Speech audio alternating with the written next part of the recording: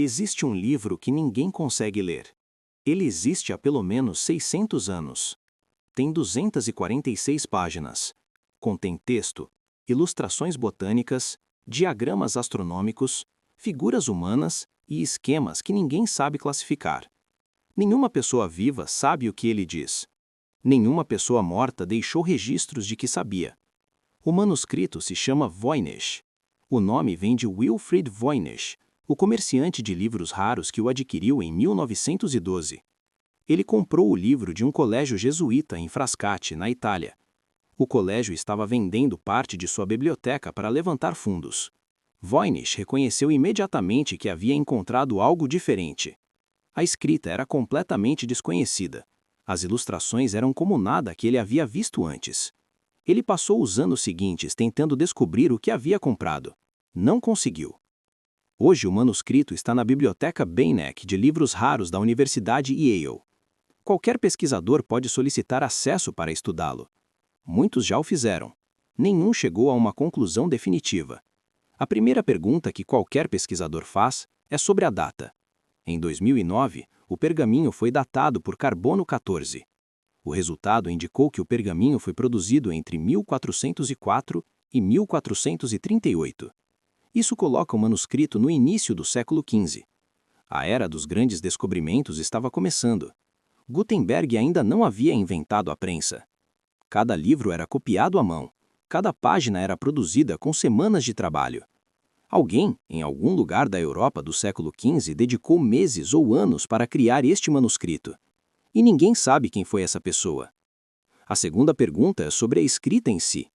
O alfabeto do manuscrito tem entre 25 e 40 caracteres, dependendo de como são contados. Os caracteres são consistentes ao longo de todo o manuscrito, sempre escritos da mesma forma. Isso sugere que quem escreveu conhecia bem o sistema, não estava improvisando. A escrita flui da esquerda para a direita, como o latim. Há espaços entre palavras, como nas línguas europeias medievais. Há algo que parece ser pontuação em alguns trechos. E há algo que parece ser estrutura de parágrafos com marcadores no início de seções. Tudo isso sugere que é uma língua real, ou uma imitação muito convincente de uma. A terceira pergunta é sobre a estatística. Pesquisadores aplicaram análise estatística ao texto do manuscrito. O resultado foi perturbador. A distribuição de frequência das palavras no manuscrito segue a lei de Zipf. A lei de Zipf é uma propriedade matemática que aparece em todas as línguas humanas naturais conhecidas. Ela não aparece em textos aleatórios, não aparece em texto cifrado simples, não aparece em nonsense deliberado. Só aparece em línguas reais. E o manuscrito Voynich obedece perfeitamente. Isso significa que o texto provavelmente não é aleatório, e não é um simples código de substituição. Há estrutura real por baixo, mas ninguém sabe qual. Há outro dado estatístico igualmente perturbador. O manuscrito tem uma entropia de informação muito baixa. Isso significa que as palavras se repetem com uma frequência maior do que em línguas europeias conhecidas. Algumas palavras aparecem centenas de vezes, outras aparecem apenas uma vez. O padrão se parece mais com línguas do leste asiático do que com línguas europeias. Mas o manuscrito foi produzido na Europa do século XV.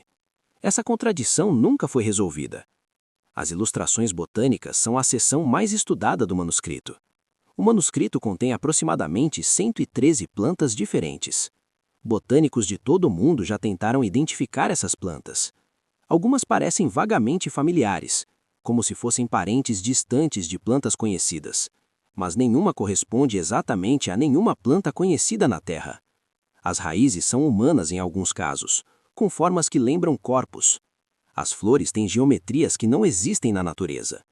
Uma teoria diz que são plantas medicinais de uma região geográfica desconhecida ou extinta. Outra diz que são plantas imaginárias criadas para parecerem reais. Nenhuma teoria foi provada.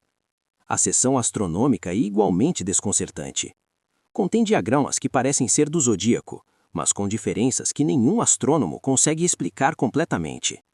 Há um diagrama que parece representar o sistema solar, com o Sol no centro. Mas Copérnico propôs o heliocentrismo um século depois da data do manuscrito. Ou o manuscrito não é heliocêntrico, ou alguém sabia antes de Copérnico, ou a interpretação está errada. Qualquer uma dessas possibilidades é igualmente perturbadora. A seção que os pesquisadores chamam de balneológica é a mais estranha de todas. Contém dezenas de figuras femininas imersas em líquidos dentro de estruturas que parecem tubulações orgânicas.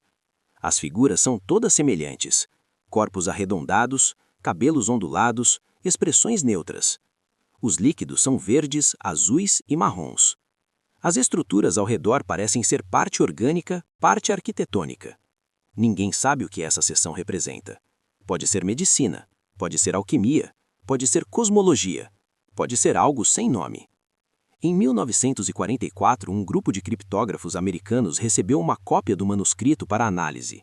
Eram os mesmos criptógrafos que haviam quebrado códigos nazistas durante a guerra. Não conseguiram decifrar o manuscrito. Um deles escreveu em seu relatório que o manuscrito era diferente de qualquer coisa que havia encontrado antes, que havia estrutura clara, mas que a estrutura não correspondia a nenhum sistema conhecido. O relatório foi arquivado. O manuscrito continuou sem solução. Na década de 1960, um linguista chamado William Friedman tentou uma abordagem diferente. Friedman havia quebrado o código japonês Purple durante a Segunda Guerra. Era considerado o maior criptógrafo vivo. Ele dedicou décadas ao manuscrito. Nunca o decifrou. Antes de morrer, deixou uma nota dizendo que acreditava que o manuscrito era uma língua artificial, construída deliberadamente. Uma língua inventada, no século XV, antes de qualquer língua artificial conhecida ter sido criada. A ideia parece improvável, mas não impossível, porque existem registros de projetos de línguas artificiais filosóficas do século XVII, apenas 2 séculos depois. Em 2004, um pesquisador chamado Gordon Rugg propôs uma hipótese diferente. Rugg argumentou que o manuscrito poderia ser uma fraude elaborada. Não um texto com significado, mas uma sequência de símbolos projetada para parecer ter significado. Usando uma tábula recta, uma grid de sílabas, Rugg mostrou que era possível gerar texto com as propriedades estatísticas do manuscrito em poucos dias. Isso não prova que o manuscrito é uma fraude, mas prova que poderia ser. A comunidade acadêmica se dividiu. Alguns pesquisadores aceitaram a hipótese da fraude como a mais provável. Outros argumentaram que a análise estatística da lei de Zipf tornava a fraude improvável. O debate continua aberto. Em 2013, uma análise computacional identificou algo que havia passado despercebido por décadas. O manuscrito tem 2 seções com características linguísticas distintas. Os pesquisadores chamaram de Voynich A e Voynich B. Voynich A e Voynich B compartilham o mesmo alfabeto, mas têm vocabulário e padrões sintáticos diferentes. Isso é consistente com dialetos de uma mesma língua, ou com 2 línguas parentes. Não é consistente com geração aleatória por tábula recta. Esse resultado reabriu o debate sobre se o manuscrito contém uma língua real. Em 2014, um botânico afirmou ter identificado uma das plantas do manuscrito. Era uma planta do México, o que implicaria que o manuscrito teria conexão com o Novo Mundo. Mas a datação por carbono coloca o manuscrito antes de Colombo chegar às Américas. Ou a datação está errada, ou a identificação da planta está errada, ou alguém viajou para as Américas antes de Colombo e não deixou registros. Cada resposta cria novas perguntas. Em 2017, um historiador propôs que o manuscrito era escrito em hebraico encriptado. A proposta gerou manchetes mundiais. Especialistas em hebraico medieval examinaram a proposta. Concluíram que as correspondências eram superficiais e não sustentavam uma tradução coerente. O alegado deciframento foi rejeitado pela comunidade acadêmica. Não foi a primeira vez. Dezenas de pesquisadores ao longo de um século afirmaram ter decifrado o manuscrito. Nenhum foi aceito pela comunidade científica como definitivo. Cada proposta explica alguns aspectos do manuscrito. Nenhuma explica todos. Em 2019, a inteligência artificial foi aplicada ao problema pela primeira vez de forma sistemática. Uma equipe da Universidade de Alberta usou algoritmos de processamento de linguagem natural no manuscrito. O algoritmo identificou que a língua mais próxima estruturalmente do manuscrito era o árabe. Não o árabe moderno, o árabe clássico do século XV. A equipe produziu uma tradução parcial de algumas frases. As frases não faziam sentido completo, mas tinham estrutura gramatical coerente. A comunidade acadêmica recebeu o resultado com interesse, mas não com convicção. O problema com todas as tentativas de deciframento é sempre o mesmo. Para verificar um deciframento é preciso produzir uma tradução coerente de seções extensas do texto. Ninguém conseguiu fazer isso ainda.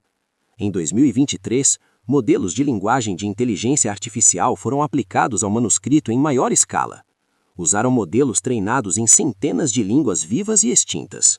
O modelo identificou similaridades parciais com 4 línguas diferentes, nenhuma das quais explica o manuscrito completamente.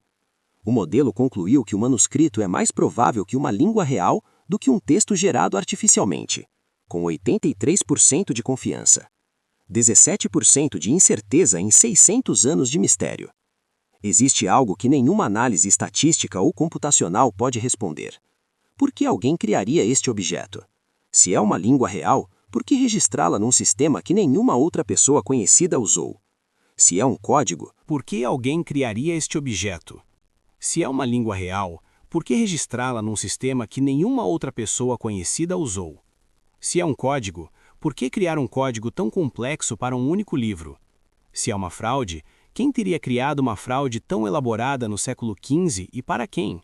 Fraudes de manuscritos medievais geralmente visavam vender o documento como algo específico, uma obra de autor famoso, um texto sagrado, um mapa de tesouro.